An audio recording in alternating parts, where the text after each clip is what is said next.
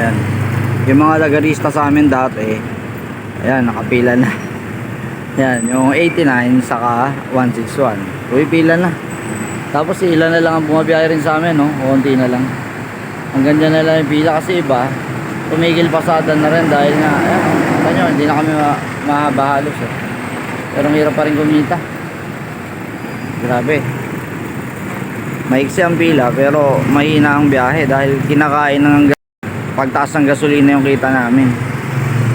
Kaya ganun, lahat talaga nagsasacrifice sa ngayon.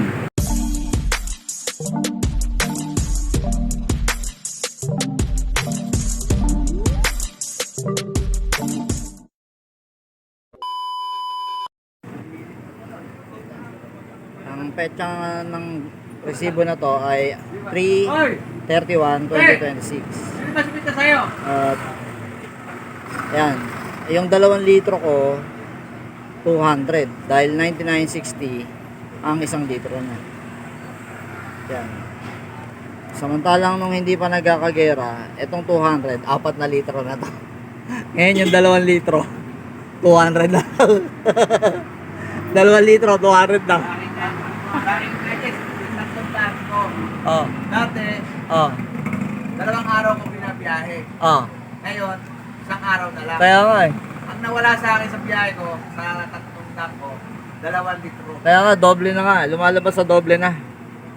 Yan. Ano na lang eh, 40 centavos sa 100 na 1 litro eh. Grabe, no? Ko 3.7 ngayon. 3.7 na Ayun. lang. Ganun talaga eh, pataas ang pataas.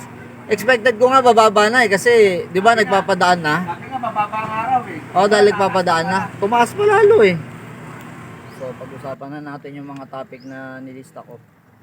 Yung crisis ngayon sa pamamasada ng tricycle. May laban-laban ka kapag may unit ka. Totoo po yun. Habang nag-aantay ako ng pasahero, wala pa. May laban ka talaga kapag may unit ka. Kagaya na ito, nakikilabas ako dahil yung unit ko noon, naibenta ko na noong nag-pandemic. At yun nga, sabi nga madalas na usapin ngayon, kumikita lang ngayon, operator sa gasolina. Oo nga, kung may unit ka, may laban-laban ka talaga.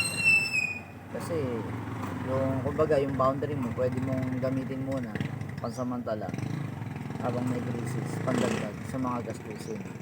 Sad to say talaga, pag nakikilabas ka, sunuran ka lang talaga sa kumpanya ng gasolina at sa pagbaboundary sa operator mo. Pero kailangan mo na lang talaga siguro para sa akin magdagdag ng oras. Kaya siguro baka bukas magdagdag ako ng oras. Lalo na ngayon, mahal na araw, walang kita. Miyerkules Santo, nung ginagawa ko tong vlog na to, mandalang ng pasahero, pababa. Pero sa bayan, medyo mabilis, kaya lang, ang hinayang naman ako bumaba nang walang laman. Kaya kailangan, kumbaga, tambay muna sa ganito. Magantay ng pasahero. At dito, baka sakaling makachanga, ano na lang. At isang topic naman, ayun, sabi nga sa Bulacan ay 13 pesos na ang pamasahe sa tricycle. Regular na pamasahe nila. Pero dito sa Quezon City, 10 pesos pa rin talaga minimum namin, kaya kumbaga talon-talo na eh. Yung jeep dito, 3 beses na nagtataas, 11 pesos, 12 pesos, ngayon 13 pesos na yung jeep. Dati mataas kami rito sa QC sa jeep, pero ngayon mas mataas na yung jeep. At ang nakakalungkot pa, yung jeep, nagpipetisyon na naman ng dagdag pasahe, pero kami dito sa QC, wala talagang dagdag pasahe pa. Nakakalungkot talaga, no? Mataas na yung gasolina, hindi pa kami nakakapagdagdag ng pamasahe. Kaya madalas na rin, sabi nga ng mga pasahero, bakit hindi kami nakakapagdagdag pa ng pamasahe? Hindi naman po pwedeng gano'n. Kailangan talaga ay pepaspas ng mga tanggapan bago kami magtaas ng pamasahe. At yun nga, no, naisulat ko na rin to, na-vlog ko na rin yata. Dati nga 90 lang ang kinakarga ko, tapos naging 120. Ngayon 200 na. Kahapon 200. Pero ngayon baka 210 na idal ako kasi kailangan ko magpasobra ng kahit 10 pesos para kumbaga mapunan yung mga nagamit kong gasolina ng mga nakaraan. Ganun kabigat na yung ano, 1 litro kasi ngayon 100 na. 99.60. Eh di 40 centavos na lang, 100 na. Isa rin sa usapin na sana nga tanggalin na muna yung IBAT or VAT pansamantala para makabawas pasanin ng mga tricycle drivers, jeepney drivers at ng ibang mga motorista. Ito isa pang topic, yung iba naming mga kasama nag-construction na muna kasi o nga naman kung ako hindi na ako pwede mag-construction, may tama na yung bewang ko kaya tiyaga-tiyaga na muna sa mamamasada na kumbaga dinadaan ko na lang sa panalangin sa ngayon na sana humupa ng digmaan sa Middle East para maski pa paano bumaba na muli yung gasolina. Kasi kumbaga sa sitwasyon ngayon parang may isa kang nadagdag na anak na pinapaaral. Ang masakit kahit bakasyon ngayon para kang may pinapaaral talaga dahil sa taas ng gasolina. Isa pa sa talakayan, dudugtong ko na lang to, iayos ko na sabi nga nung ibang mga kasamahan sana magtaas na muna kami ng pamasahe kahit pansamantala. Kumbaga magbaba na lang kami pagka bumaba na yung tensyon ng digmaan at bumaba na muli yung gasolina. Pero sa panahon ngayon, so ako tatanungin talaga, kawawa rin naman talaga ibang mga mamamayan kung magtataas kami. Pero sa totoo lang no, kailangan talaga namin magtaas kahit pansamantala. Ganun kasi yung bigat ng dinadala namin mga tricycle drivers at iba bang mga driver. Ito no, isa pang topic. May mga operator ngayon na ibinibenta na yung mga unit nila. Noong una dahil wala nang makuha ang mga driver kasi yung ibang mga kasamahan namin lumipat na muna ng pasamantala na ibang trabaho. Kaya nga kanina sabi ko nga sa inyo, yung iba nag-construction, yung iba nagpahinante na muna at yung iba nagpipintura na muna na lang. Iba nagwe-welding na lang muna. Kaya kung siguro kung may budget ako ngayon yung panahon na dagdag ko na no, ngayon yung panahon na maganda mamili ng mga tricycle kasi tsak mura lang ang bentahan ngayon. Kaya kung sa mga may kapital dyan, para sa akin maganda mamili ngayon habang mura. Kasi pag natapos tong tensyon na to, tataas na naman yung mga unit na yan. Kaya swerte yung mga may kapital ngayon, pwede mong bilhin yung tricycle na sa mababang halaga. Pag umupa, pwede mo ring ibenta sa mataas na halaga. Dagdag ko lang, ito yung mga nilista kong pagtaas ng gasolina. So matotal, yan, naka 15 times na ang pagtataas. Bago kanina April 1, naging 88.50. Ayon sa Gasoline Boy, nabawasan daw po ng 11 pesos ngayong araw na to. Kaya salamat sa Diyos. Pero ang pinagtataka ko, itong bago ako gumarahe, napakaraming nagkakarga sa Petron. So pakiwari ko, baka magtataas na naman bukas. Kumbaga sinasamantala ng mga tao ngayon yung pagbaba. Kaya paano yung karga nila? Isipin mo no, yung bagong nagkagera 53.10 lang yung gasolina sa Petron. Sumipa ng 99.60 kahapon March 31.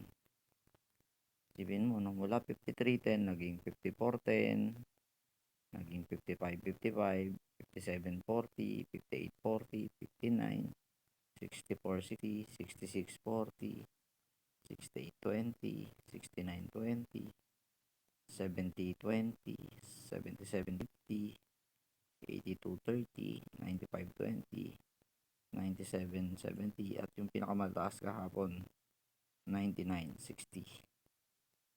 Kaya kung dati nagkakarga nga ako ng ang tawag ito 110 lang, kahapon nagkarga ako ng 200, pero kanina 200 pa rin ang ikinarga ko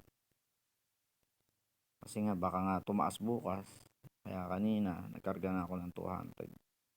Kumbaga siniset ko na yung utak ko sa presyo ng pagkakarga ko ng 200.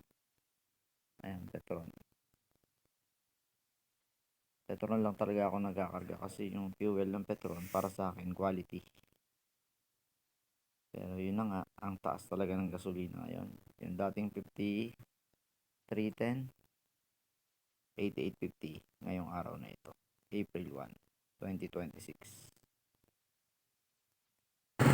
Yan. Interviewin ko lang yung parang dinong ko. Hindi siya nakakuha ng fuel subsidy. 55 po yung hindi nakakuha sa amin. Isipin nyo, laking pera nun. O sa 5,000. Pare, ano ba iramdam ng hindi makakuha? Ito masakit din pare kasi duruin mo, pumila kami ng maaga hanggang Ibig sabihin yung pangalan mo nasa master list. nung unang Master list. ng master list. nandun Meron. yung pangalan namin. Tataka kami nung kami yung pangalawa, Nawala. bakit nawala na yung mga lista namin? Tapos, nagbaka sakali ka. Makasakay Ayun. namin pumunta sa Sige, tulak mo pare. sa PIAO. Popost ko lang muna. Ang mga kasama ko, pumunta tayo, papakasakali tayo sa kaya sakali. Pero itong lakad natin na to, pwede tayong nakangiting lumabas sa pwede tayong Luhaan. luhaan. Yun na nga nangyari. Luhaan. Pero matanong kita sa tansya mo, may pag-asa pa. Ay, sayang kasi pare.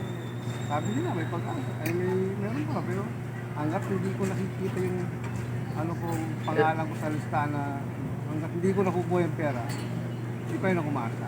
Kasi may binabanggit silang second tranche ulit o second wave, di ba? Yun ang sabi nila.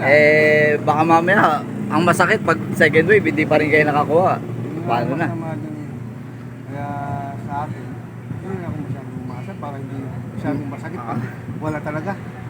Yun nga ang masakit doon, no? Pag umasa ka talaga, lalo ka masasaktan. Alam mo naman, yun ang inaasa natin para ito paano may ipsan ng konti yung Sulirin na natin ngayon, no? Oo, Sa sitwasyon natin. Sa taas ng gasolina. Taas ng gasolina eh. Kahapon bumaba, tapos tumaas na naman ngayon. Yun ang problema eh. Hindi na malaman kung anong ginagawa ng gobyerno eh. Ano pa silang magagawa sa sa problemang itong krisis na to.